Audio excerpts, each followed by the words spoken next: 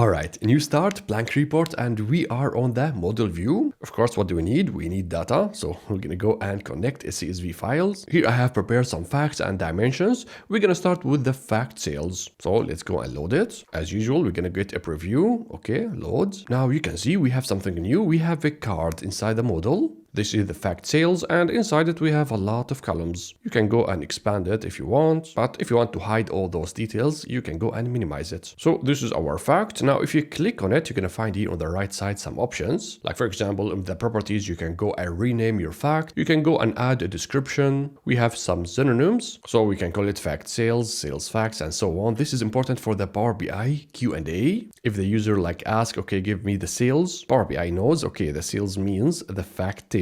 Same thing for the row label as well for the Q&A. And the last one, you can go and define the key column, but for now we will not define anything. So as you can see, some few metadata about our new table. Now if you go to the advanced, this is all about the load modes. Since it is a file, it is an import. Now on the right side in the data pane, we have here two tabs, the tables. It is a nice way to see the tables and the columns inside it. And if you go to the model, this is another way on how to present the data model for us. Like for example, we can go to the tables over here and we're gonna see like a list of all our tables. In our model, we have a lot of things. So we have tables, relationships, we have measures. So here Power BI tried to group the different things inside our model by topics. With that, you get a nice overview of the whole data model. So this is the interface about modeling in Power BI. It is really advanced compared to other tools. Now, we don't have yet a data model. We have only the fact sales. So that's why we're going to go and connect for it another table. Usually, we go and connect a dimension. So let's go and do that. I'm going to go and pick the dimension customers. All right, let's go and load it. Okay, once it's done, we have a new card inside our data model for the dimension customer, and we can move it around, but we keep the fact table on the center. So we have a new dimension, and you can see we have already a relationship between those two tables. So this nice line means those two tables are connected, and Power BI, yes, do it automatically. Now, as a default, if you add a new table inside the model, Power BI gonna go and investigate all the data inside this new table. Everything, the values, the uniqueness, and as well the column names. And once it finds a possibility to connect this new table to the whole model, it's gonna go and do that. So it is a suggestion from Power BI that is based on the data. It's not like a random guess from Power BI. This is of course a nice thing if you have small data model, but once the model gets bigger and bigger, this might be annoying because Power BI always try to connect it to all other tables. And what's happened, you're gonna end up like cleaning up all those relationships and start over from the scratch. So if you have a small model, leave it as it is. But if you have a big data model, you can go to the options and deactivate it. So now in order to learn how to create a relationship, we're going to go and delete this one over here. So if you just select it and hit delete, you can go and remove it. Now in order to recreate it, you have like multiple options. Either you're going to go to the manage relationships over here in the ribbon. So if you click on it, you can go over here and start a relationship between two tables. Or what I find like cooler, if I go and let me close this, for example, here customer ID, drag and drop it on top of the other column, the customer ID on the fact, then release. With that, you're going to create a relationship. So now what do we have in this window? You're going to read it from top to bottom. It's very simple. It says, okay, from table dimension customer, and then you have a nice preview of the data to understand the values inside the columns to the table fact sales. Same thing, we have a preview. So now what we are doing over here is we are just connecting the tables using the keys. So you can see here it's highlighted customer ID and customer ID. This is of course correct because I dragged and dropped on the correct columns, but if it was wrong, you can go and select another column by just like clicking on the column name. So with this I'm saying the key is the customer number from the dimension and the customer ID from the fact. But of course this is not correct, so I'm going to go and switch it back. So this is the first thing that we define. Another thing, we define the cardinality, and here we have 4 options. Now Power BI gonna target one-to-many relationship, and this is because Power BI knows the data and it selects the correct one. So this selection is based on the data, but Power BI has no idea whether this is correct for the business or not. Only you and the business users know the relationship between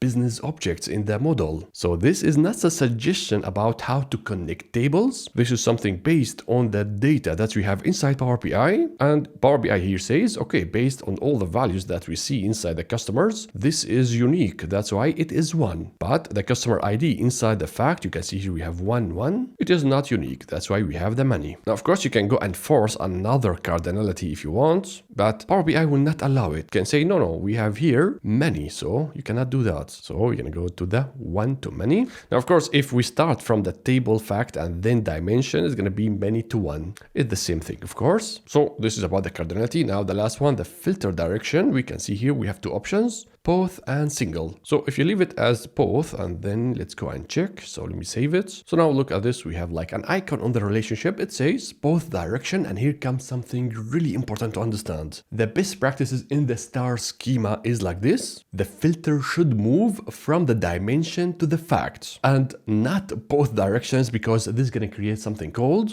ambiguity in filtering. That means it's going to has like a different effect on another table. We're going to have an example. Don't worry about it. For now, keep it in mind. The filter direction is always from dimensions to the center, to the facts. So now, in order to make this more healthy and to follow the best practices, we're going to go to the relationship over here. So either double click on it, or actually we can find it on the right side. In the properties, we see now information about the relationship. Same thing, but it's like more compacted. Now the cross filter going to be single. And then apply changes. Now this looks perfect. The filter direction is from the dimension to the facts. And I can tell you, if your model looks like this, then you are following the best practices. On the dimension side, we have the cardinality 1. On the fact side, we have the star. So it is one to many. And the direction is from dimension to facts. Once I see this, then I'm going to be happy in the model. So this is how you create a relationship between those two tables. And now, of course, you can see the relationship on the right side over here under the group relationships. We have the new one, or you go to manage relationships over here, and you're going to have like a nice overview of all relations in your data model. All right, now before we continue, another thing that I usually do, once I import a new data, I check whether the IDs has this icon. Like for example, here the order ID has like an aggregation sign. Same thing for the product ID, the store ID. Now this icons means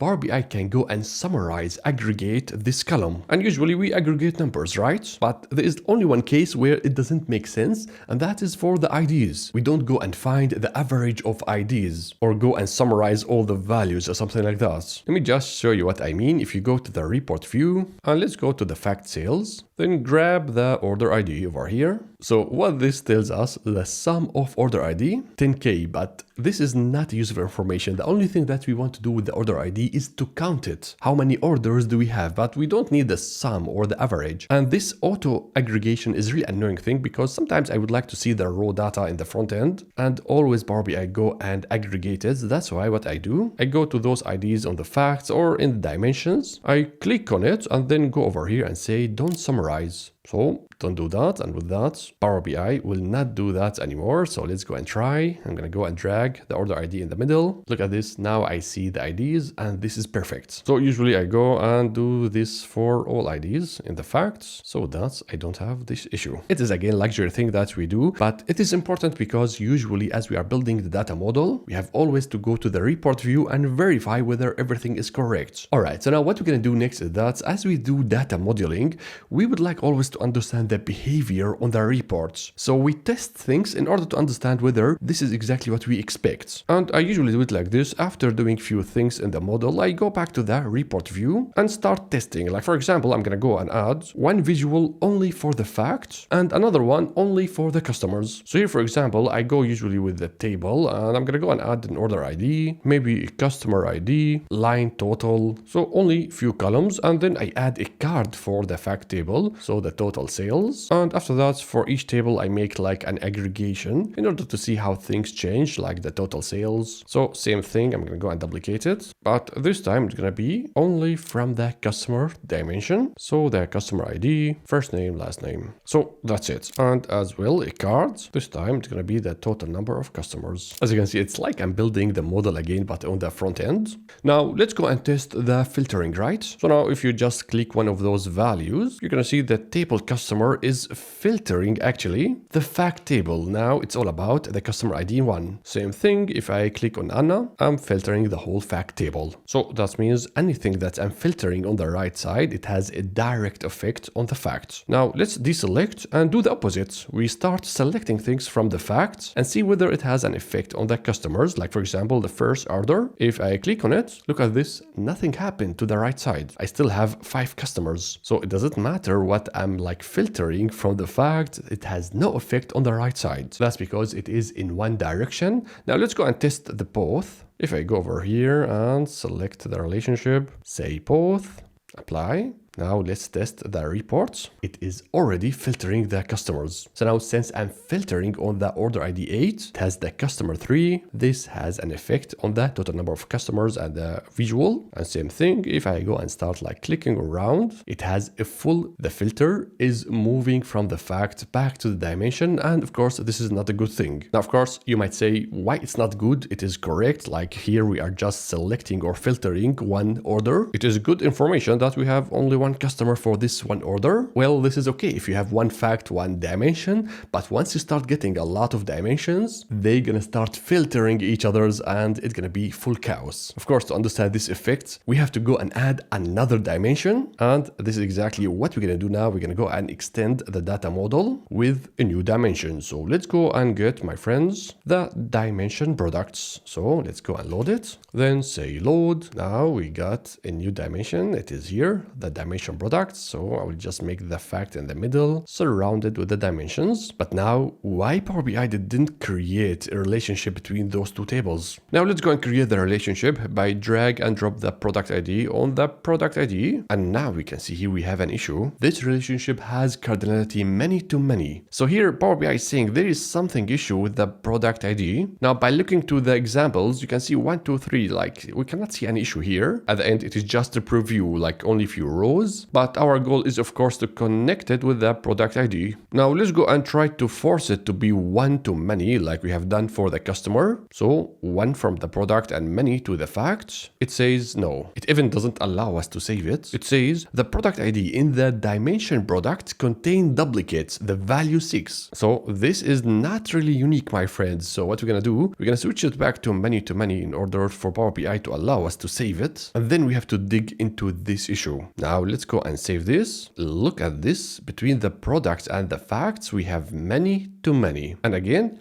this is not healthy. We would like it to be like the customers, one to many. So now let's go and check the issue with the products. And we can do that by going to the table view. So here we have the customers. Let's go to the products. It says the product ID 6. And yes, we have duplicates. The same row exists twice. And this makes, of course, no sense. And that's why Power BI was not happy about this, because it breaks the rule. So my friends, Power BI was good enough to detect the issues, and it doesn't go and connect things randomly. If it sees something wrong, it will not go and create a relationship. Now, how are we gonna fix this? It is very simple. We're gonna go to the Power Query and clean the data before modeling it. So we're gonna go to transform data, then go inside and make sure to check the dimension product. And what we have to do is to just remove duplicates. Over here on the ribbon, remove duplicates. And now look at this. The product ID 6 is only once inside our data, and all the values are now unique. Actually, that's it. It should fix the issue. So let's go and save it. Now let's go and try to change the cardinality again. So let's try the one to many. And yes, we are not getting now any more issues. Power BI is happy. The product ID is clean, unique, pointing, of course, to many in the fact. Let's go and save it. So now things looks way better. The dimension has one, the fact has many. Same things for the customers.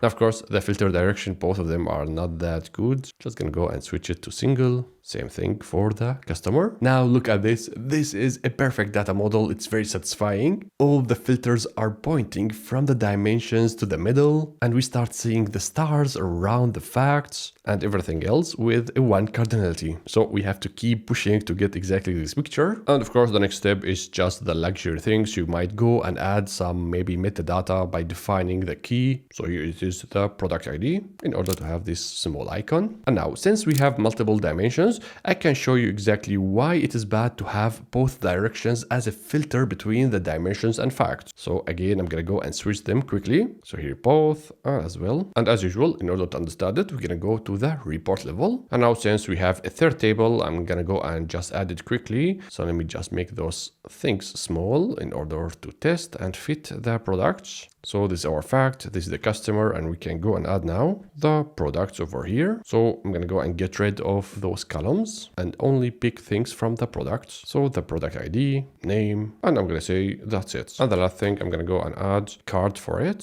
So this time we're gonna go and count the total number of products. So now those are the totals. 6 products, 5 customers, and around 6K of sales. All right, so now let's start filtering, and we're gonna do that by filtering the products. Like for example, I would like to see the total sales for the product number 1. So I can see here we have 2K, but look at this. The customers get filtered as well. Now I can see only 2 customers. And here of course comes the big question. Should we as well filter the customers based on the products? Well, I can tell you, most of the cases, we don't need this effect. It is too extreme to filter as well another dimension like the customers, because usually this is how the users works on dashboard. They have the dimensions in order to filter the major event, the major measure that we have in the report, which is the total sales.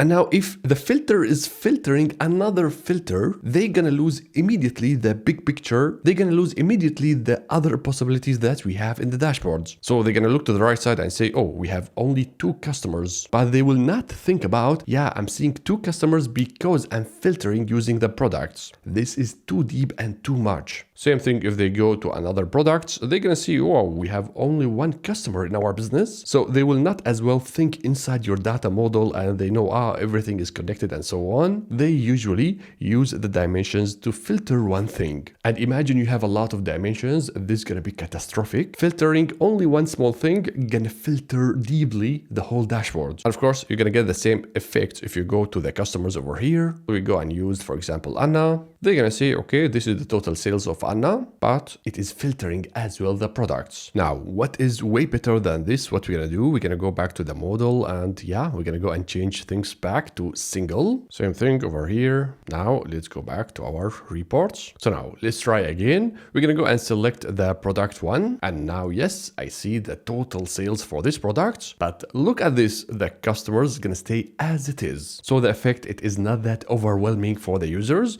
Now, if they go to the customers and they say, okay, let's go and filter Anna, only the fact table gonna change. We still see the 6 products on the left side. So the effect is not that big. So my friends, as a default, if you are using star schema, don't go and use the both directions for everything. This is gonna be very overwhelming and very deep for users. Usually all what they do, they want to do analysis on one main measure, like for example, the total sales, and they need your dimensions for filtering. But if the dimension starts filtering each other's, they're gonna lose quickly the big picture of the dashboard, and it's gonna make filtering one thing like an overreaction in the report by wiping out all other data. That's why as a default, use one single direction, but in extreme cases, or if the users really want to see this effect in some reports, then go and use both directions, but limit it between maybe 2 tables only. So this is the best practices for filter directions in Power BI, and now you know why. Thank you. I got it. Now I know.